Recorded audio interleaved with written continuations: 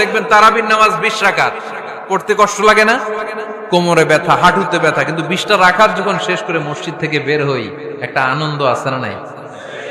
কষ্ট করে পরীক্ষার জন্য প্রিপারেশন নিলেন আপনি কয়েক মাস, কিন্তু ফলাফল যখন ভালো হয় তখন একটা আনন্দ আছে না নাই?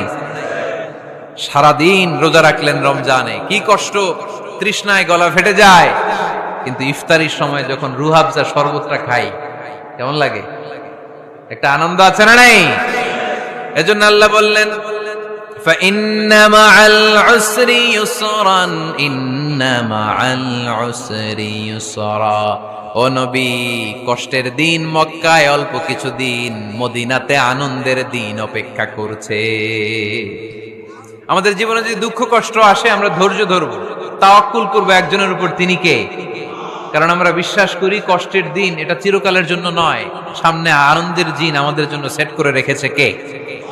বিপদে পড়লে ডাকবো কারে? আমাদের অসুস্থতাকে সুস্থতায় পরিণত করে দিতে পারে কে? চাকরির জন্য